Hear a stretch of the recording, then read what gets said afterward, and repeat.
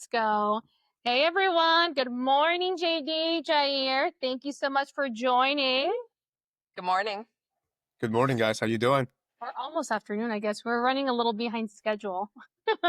But yes, before I forget, I do always forget the name to say it first. So thank you so much for anyone watching. I'm sure my grandma's out there watching. My mom. Who else? Who else? Blue's out there watching. Yes, so a new real estate roadmap podcast. I appreciate you guys for tuning in. I'm sure Jay's out there. He's our number one fan, always rocking and rolling. So today we're talking about what the heck's happening in the market. So Jair, you've been saying a lot that there's a lot of doom and gloom. What do you mean by that? Well, it's just kind of brings me back to, and before I start, Jair Reategui with Keller Williams, Boca Raton, Oh my the gosh, Homes yeah. by Cusi team. Thank you for the invite. Second week in a row. I feel special. Oh, So hopefully I'm a little more loose this time, getting used to being on the podcast. yeah. Um, Juicy, yeah. but yeah, this is kind of taking me back to pre-election times when everyone was like sitting on uncertainty and just waiting on the sidelines to see what was going to happen to the world. And now you go back to all news sources. And the longer I'm in real estate, the longer I'm a little reluctant to the news sources we get. Yep. But right now you hear the same thing. You hear a lot of uncertainty, people waiting. What's going to happen with the tariffs? Are these things going to drive up lumber prices, costs for builders? Are builders going to slow down because of this? Are they just going to wait to see what happens?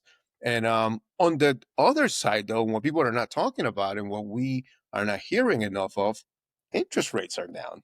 Yeah. So, So I hear more of the negative stuff, but where is the other information coming from with it, with the interest rates going down?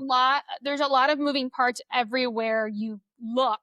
And JD, have you found that from all the things that Jair just said, is there anything that your buyers and sellers that you're kind of hearing more of? Because are you hearing more concerns of the interest rates like Jair was talking about, or are you hearing more concerns of the uncertainty, one or the other, or both? It's more of like they're afraid of the price dropping. They're afraid of, okay, that's fine if I get, because the rates you can kind of talk to people about, because it's like, hey, date the rate, marry the house kind of mindset. The rates were going to go down. If you want to refinance later, you needed a house, go ahead and buy the house. We'll figure out the rates.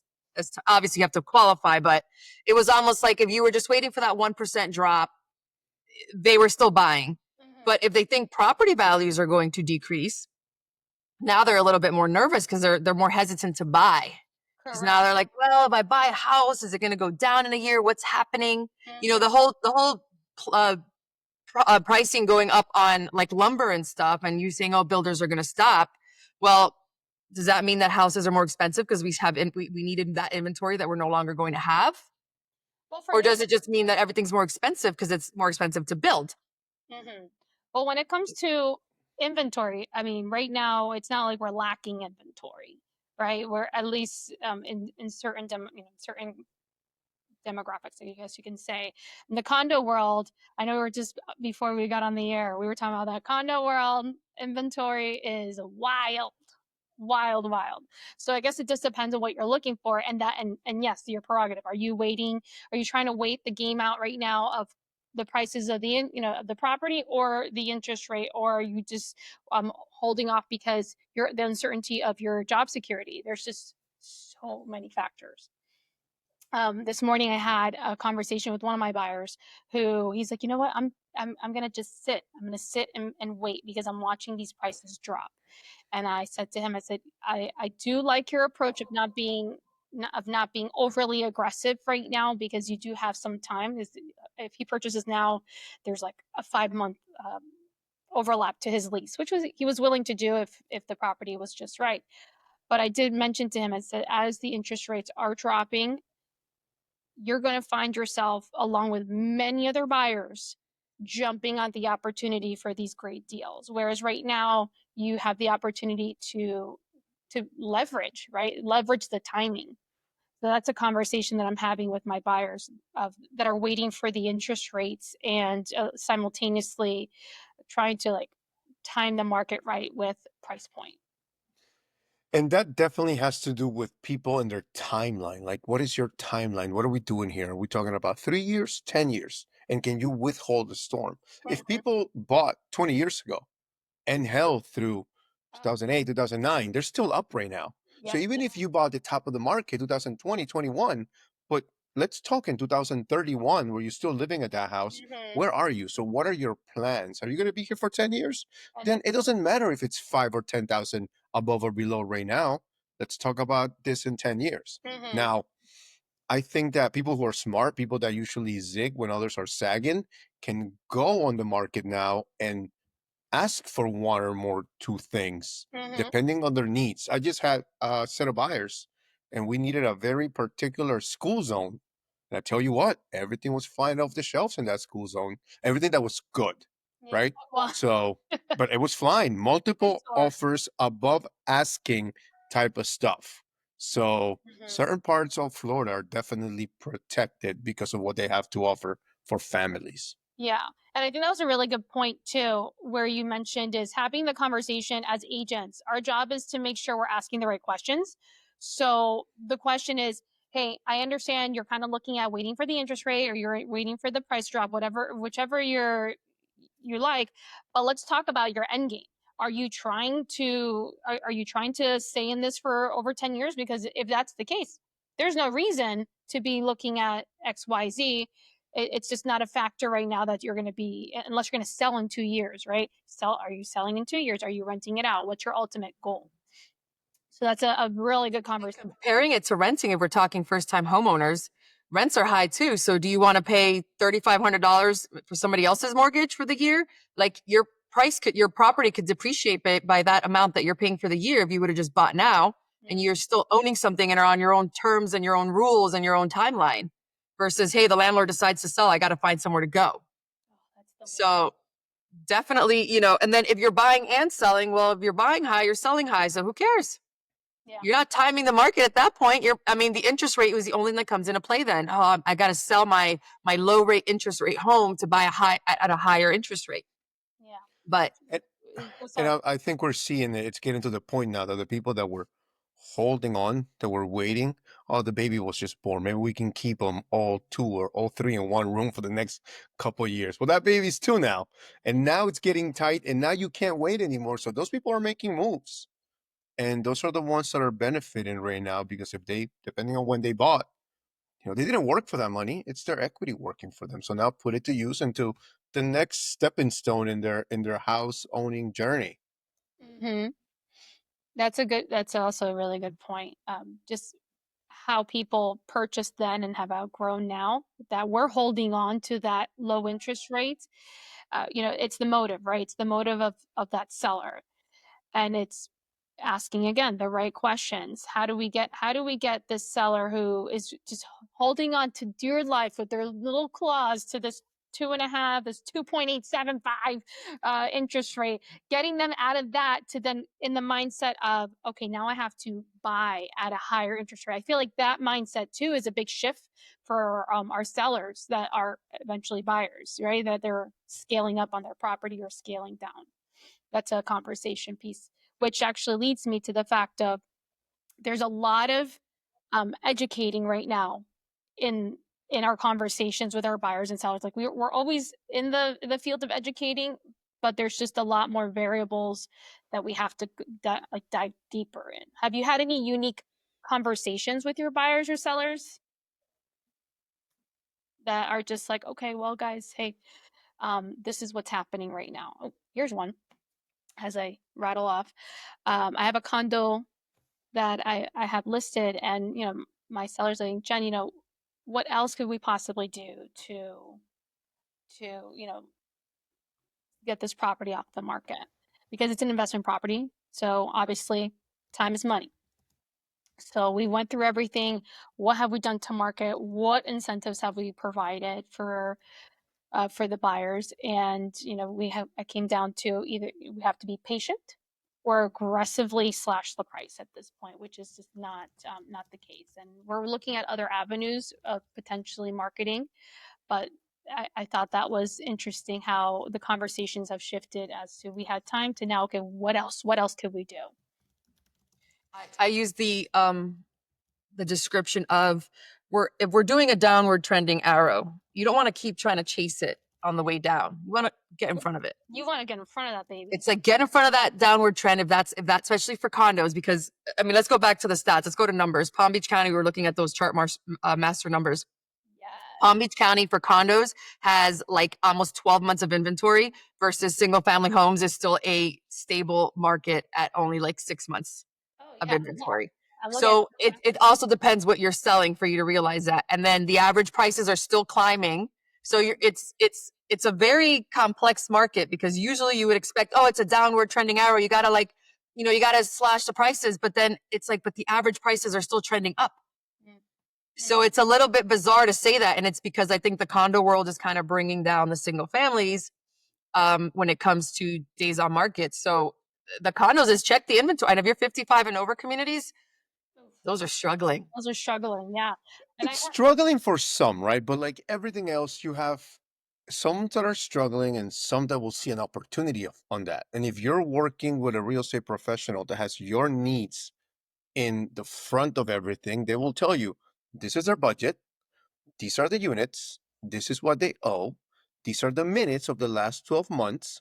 And they are not above 3 stories or 2 stories.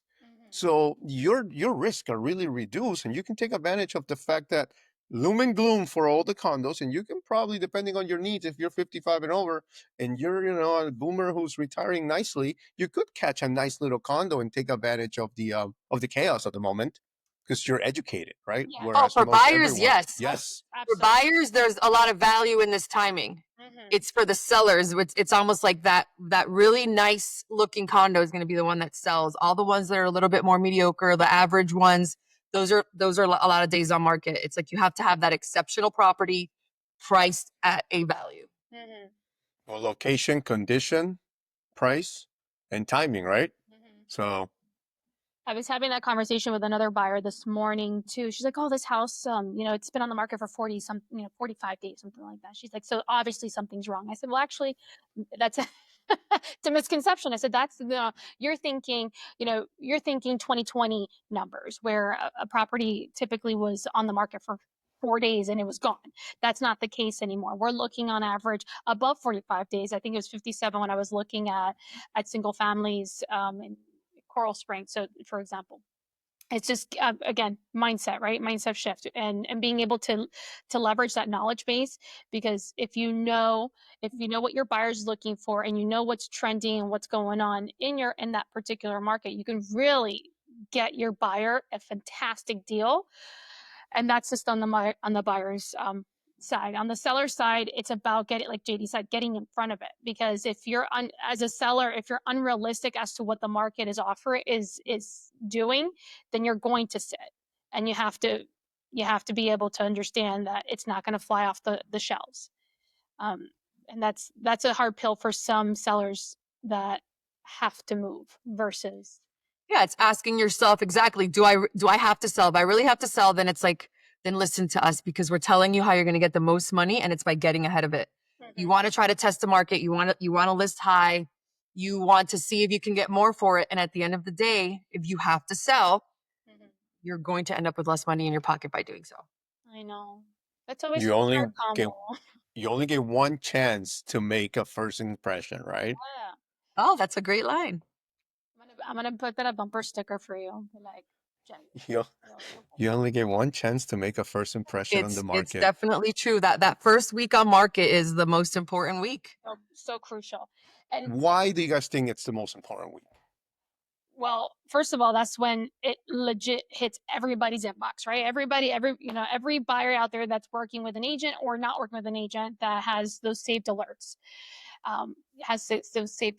everyone that has interest in that particular area where your house is, right? Everyone who's actively looking near you, it's going to get alerted. And if it's priced too high, immediately every single person that sees that property is going to go, "Ooh, I've been looking in this zip code. This is way off charts." And they're going to just pass it by, or they're going to disregard it and say, "You know what? I'll wait till that price drops." And now again, that's a holding cost for the seller. And I mean, it's a hard conversation to have And I've been getting really good about it lately. I'm like, with the Is that a seller, good thing? I'm like, hey guys, I know you want this, but that's not what the market's supporting. Like it's just been an ongoing conversation with sellers and I, potential sellers, and they don't like what I have to say 90% of the time when they have this particular number in their mind. And I mean, I had one person tell me I should sell my house for 675. I said that's not going to happen. I said we can put it on there for 675, but you're not going to get 675, nor will you get any activity. You're shooting yourself in the foot here. If you want to sell, we got a list here. If you want to play with the market and see, and we can adjust, this is a decent sweet spot. But if there's no movement, we got to pivot quick. And these are the conversations that I find are crucial. Crucial. Yeah, first week you want that like, oh, I gotta have it moment where you're afraid that somebody's gonna take it from you, which makes you put your best foot forward as a buyer, which gives the seller the most money. If the first and second week go by and oh, it's still on the market, well, that means that nobody else really wants it. So why do I really want it? Like all of a sudden there's no value to it. You want what everybody else has. So you lose that if you're on market 2 weeks because you're overpriced. And now they think they can lowball you even more. Well, I'm gonna offer them I'll offer something, but it's gonna be at a discount because clearly nobody else wants it. Yeah. Yeah, and it's also having that combination of having an agent who's going to combine all those things that we just talked about, right? Marketing out of this world, Yeah. good pricing, nicely timed, so you can create a little FOMO for that little universe of buyers that is looking in that area. Because you have to check out what's going on and how you're going to come in. And that combination of those three factors will help your seller in the long term if they listen and they work with someone who's going to show them those three things that you're going to put together and shake it up and put it out there all at once for them to get the best result. But if you're missing one of them, then everything could get a little bumpy. And then here you are 3 weeks later, reducing the price. It's so true. But you nailed it on the head with communicating to your sellers and your buyers to making sure that you guys are all on the same page and setting your foot forward, and then going from there, being able to provide, set it up as best as possible with with the timing, with the pricing, with the communication and the marketing. These are all aspects that get jumbled into what gets it from the concept of I want to list to sold. These are all variables that work hand in hand. And if a good agent has to be on top of these 7 items, as well, 7, which you've mentioned before, but 7th is timing, and you can only time so much. So 6. Yeah. 6. And this is when agents that go above and beyond in their efforts and their marketing stand out. Because once again, if you're going to tell your clients to zig when everybody's zagging, you also have to do the same as an agent. So if agents start cutting and scaling back on marketing, oh, let's not do the video because now it's more expensive. Let's not do the 3D dollhouse stores. Let's not do the floor maps. No, this is where teams like ours can excel because we're still doing that and more to do well for our sellers, like the 1.5 credit back, especially now when times are tight, is helping um helping buyers kind of bridge that affordability gap. Absolutely. And it's a leveraging piece, right? For not only the seller, but for us to show a continued value to our sellers. And some people will say, well, that credit, that's not quite a credit. Well, we're creating an opportunity for that buyer. And if money is tight for a buyer, just having the opportunity to look at the numbers and be able to have that conversation is key. And our sellers value that, as well as when we talk about warranties. Well, the warranty doesn't come out of their pocket. We take care of the warranties. It's another added value to the buyer that gives them peace of mind, and it just again pushes along that buyer that may have concerns that the appliance is maybe closer to the end of life versus brand spanking new. For just a few $100, we can give that opportunity to them, and it's added value. I think I told you guys in the team meeting, the open house I did this last weekend. I'm their third agent. Okay, I'm their third agent, and they came up early before the open house closed, and they were just wow. They're like, "Oh my gosh, your presentation is amazing." I'm like, To me, I felt like it's something that, it's just standard practice for us here at the Homes Like Cusi team. But to them, this is brand new, nothing crazy. I mean, signs galore throughout. I mean, I provided a checklist as to what I do to launch a property. Here's everything that we've done to launch your property. That. Open house signs, the little squiggly guy. I don't know what he's Love that called. guy. You guys know this guy. Yeah. And that He was does just make you do this when you're driving by. yeah. You actually, I got to find out the name because that's all I call him or her. We're gender neutral here. But yeah, they just loved the presentation. When we rolled up like 6 people deep for the pictures and the videos, and I told them this is what we do, and I showed them the product. They were still wowed when we showed up with all these people, and the professionalism. They were very, very impressed and happy with the caliber of service that we were providing, which obviously was not the case with the previous agents, which I'm sure went with marketing. Like, right? Like, what did they do? Slap it on the MLS and that's it. You know what I still can't believe is happening is crazy iPhone photos Oh, where they're not even properly centered. It's like shady and it's like, in the middle where it's cropped. And I'm like, and it'll be for like an $800,000 listing.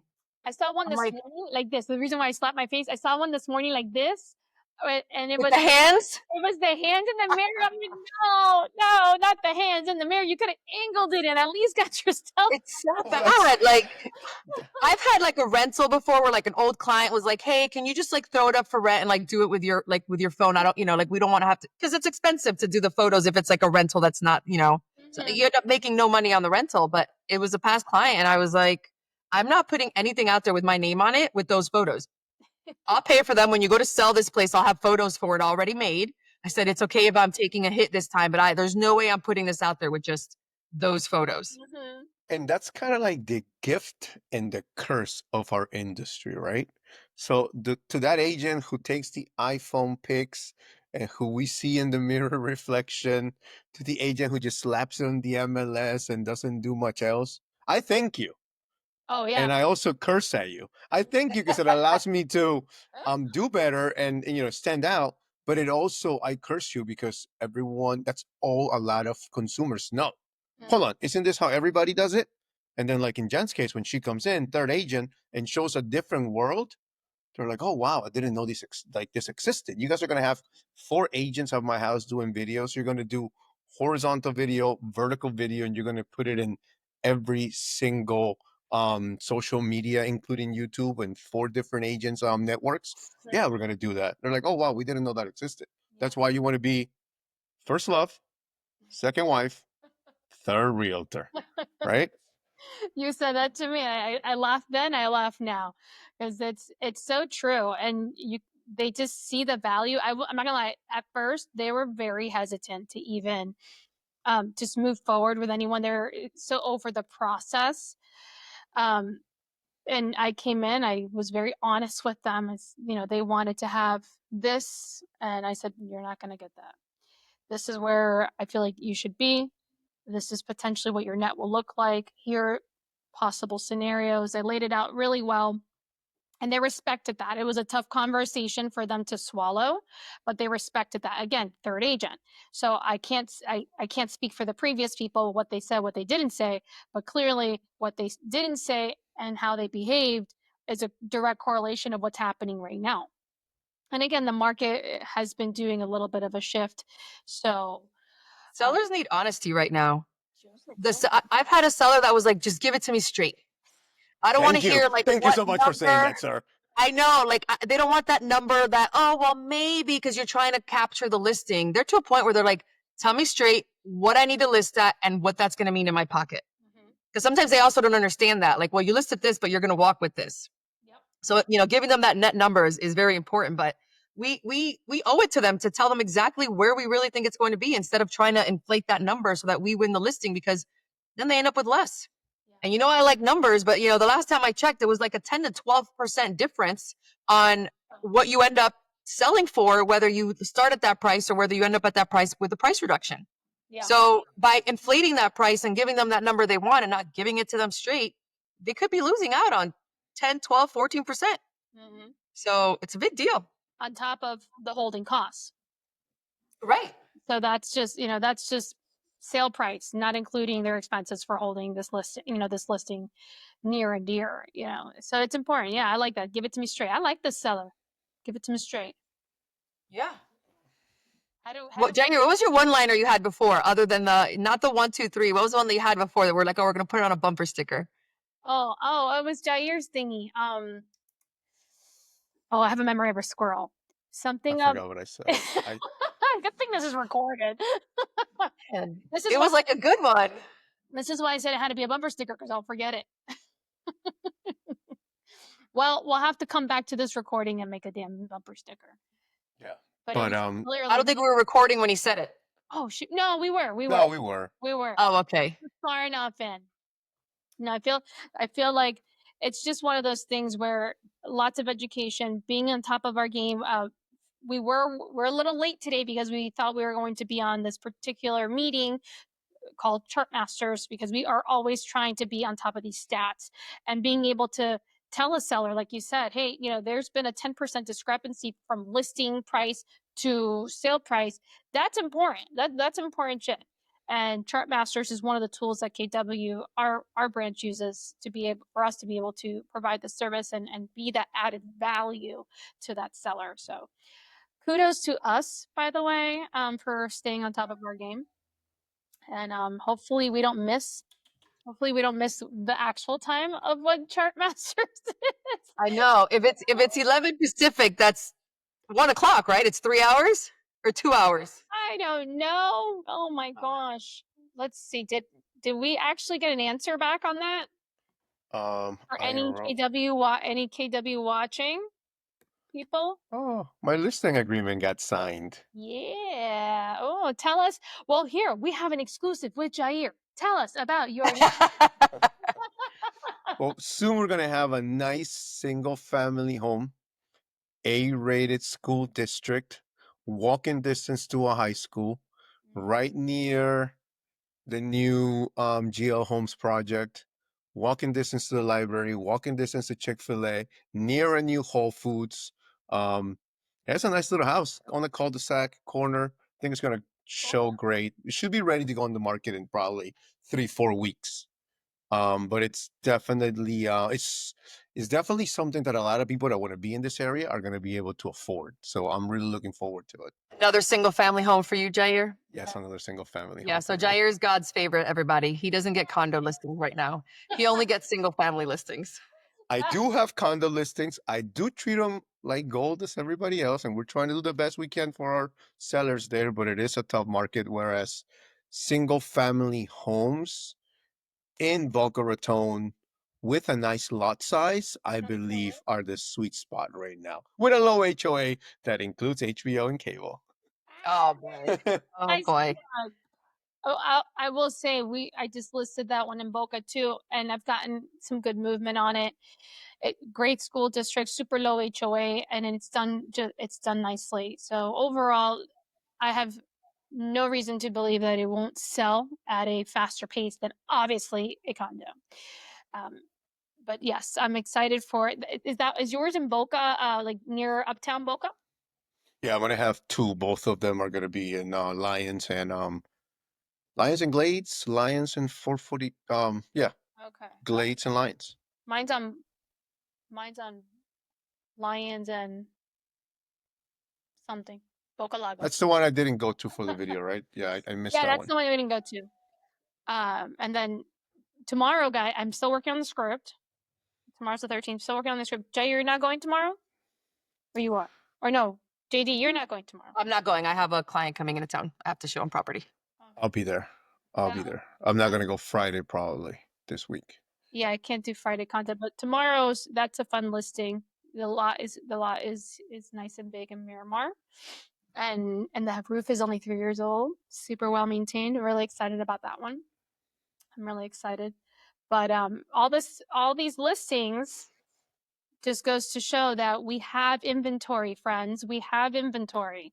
It's all about marketing them to the right people and getting these suckers off the market for our people.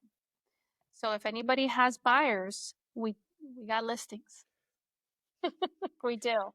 We have buyers too. That's what I'll be doing tomorrow. Yeah. Oh yeah. Tell us about your out of town, or maybe we have a listing for you. He's looking in like West Palm Beach, Jupiter, Palm Beach Gardens, so a little bit more north. Price point about 650 to to a mil. It has to be gated. He's really big on it. Has to be gated. No membership equity. 3-bedroom, and no 55 and over. No membership, no bed. Okay. And then I mean, like if you really get into it, it's like master bedroom has to be, or primary bedroom has to be on the first floor, things like that. But he narrowed it down enough, which was nice. Yeah. So there wasn't a excessive amount, even though there is a lot of inventory out there. There wasn't an excessive amount. It's like he got to be really particular about what he wanted, which before everybody would be like, oh, I need to be in this area, I'll take it. Now it's like, I want to be in this area, I want this, I want this, I want this, I want this, and we can kind of fine tune it, and people are getting more of what they want. So yeah, and there's like you said, there's enough inventory out there, but I always appreciate when a buyer knows what they want. I love it. And has but also has a little bit of give on that want list, because sometimes it's a little too much checklist and there's no give on that, and there's just like, well, you're going to be searching for a hot minute if you're all about this little list. Yeah, there's got to be non-negotiables and negotiables. And sometimes, I mean, that's kind of what we can do, is educating them. Sometimes it's, okay, well, I can get you this, but your 2-car garage might need to be a 1. Can we work with a 1-car garage? Can we work with this many stories? Like, there's certain things, like, does it have to be gated? And you start learning what's most important to them and kind of tweaking it that way. I think that's something that we all do that helps a lot in that process, which is part of the educating before you go out and get dizzy with everything you're seeing, is having that buyer consultation, sharing your screen, showing them your computer, saying, look, this is the MLS. Let's look at it together. This is the listings for 3-2 where you want it. This is the 4-2.5 with the bedroom downstairs that you would like, and see how the universe goes down. And say, like, this is exactly what you want. This is the universe for it. So if there's something there that you like, say we jump on it, or just be on the lookout, because the next thing that comes in, if it's nice, everyone looking for that is going to jump on it. Yeah. So for them to see that difference and see the numbers really puts a visual to, like, all right, this is what I'm working with. You set expectation, you educate, then you go shopping. They typically, when you do that system, which for any new agent or seasoned agent, if you don't do it, please, it will cut down on your time so much afterwards, is when you start filtering out all these things that they want, and that number shrinks, their inventory shrinks, they go, okay, well, you know what, let's take that filter out. You can leave it a little more open. It just opens their eyes to what's out there, what's reality versus what's not in their must-haves and don'ts. So that's it's just a great way to save time, but also set the expectations to a realistic standard. Alexa, stop. That was my we gotta go. That means we got to wrap it up. Okay. Wrap it up. Guys, I love talking with you. This has been fun. It really is just like we're having coffee and having a talk. I mean, I'm having a form of caffeine and just chatting. Cheers, Jair. I don't know. You have natural caffeine busted through those veins. I already had like 2-3 coffees this morning, so. Well, I appreciate your time. JD, you didn't get to tell everybody, where they can find you, because we were just so excited to chat. So please tell everybody where they can find you and hear more of JD Sanchez. I'm JD Sanchez, also part of the Homes by Cusi team with Keller Williams. I'm on the same team with Jen and Jair. They call us J3. And you can find me up online, Homes by Cusi. Yeah, that's right. Literally everywhere. Yeah, we're everywhere. I'm gonna We're everywhere, and your listing can be too. Oh, shameless plug. Shameless plug, but I'm all about it. That's right. Where your listing will shine with every single one of us. All right. Well, thank you. I can chat all day. So have a greatest day produced, and congratulations to you, Jair, for your new listing. Thank you, guys. Talk soon. All right. Bye. Actually, don't close your screen after I end. Leave the window open. Oh, okay. Yeah. So I end something about the buffering. Okay. It won't upload the whole thing. You're right. Yeah. Okay. Okay. Adios. Bye.